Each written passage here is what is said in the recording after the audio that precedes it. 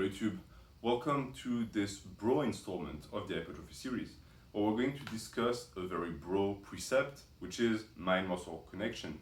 If you don't know what that is, I have a Training Principle series episode about that very concept, but it is very simply the ability of your mind to connect with one of your muscles.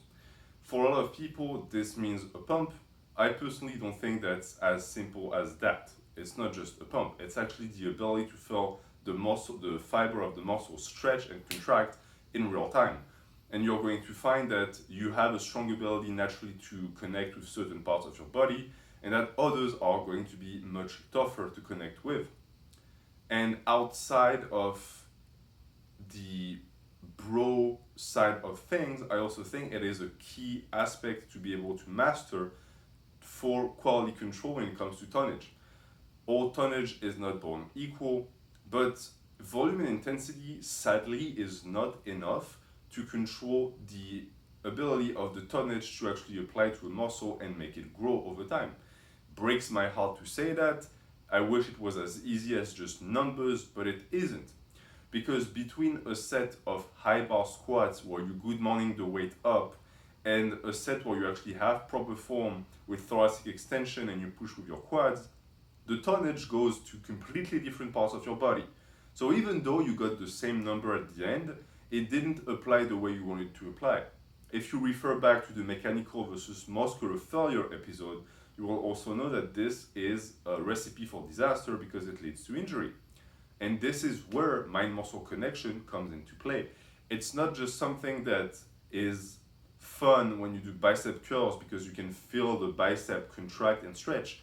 It is also something that within your ability to program is going to be key because it becomes finally an application of the program that is fail-proof. You can have the best program in the world, but if you're not able to apply it and to make it work in the gym in real time, it's worthless.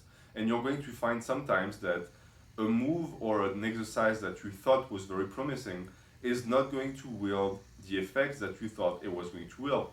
How do you know that? Well, you can wait 4 months or 6 months, compare progression, compare body measurements, and say, okay, it's not working. But if you were to do that for every single lift, you would waste a ton of time. So what is the easy way out of that? Mind-muscle connection. Do you feel connected to that lift?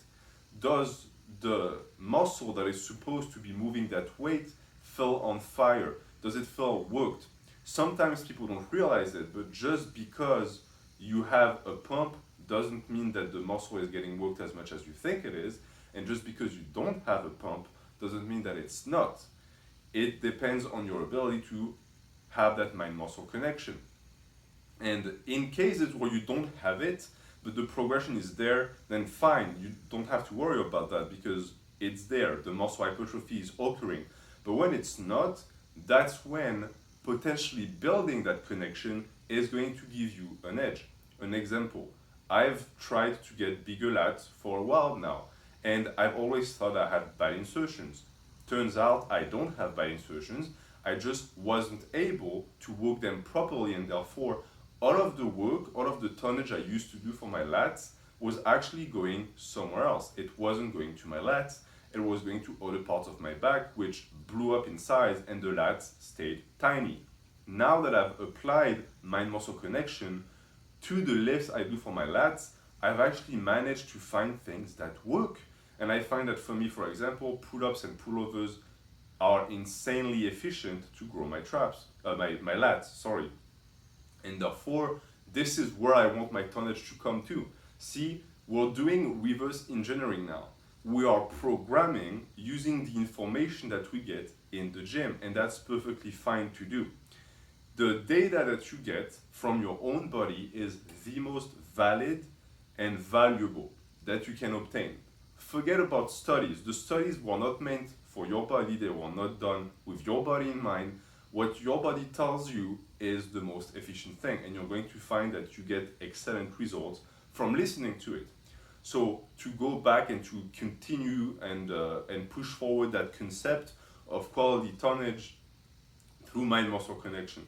So now in the gym, you found that that lift in particular is extremely relevant. But maybe the rep range or the intensity window or the superset protocol that you applied is not the most conducive. So what do?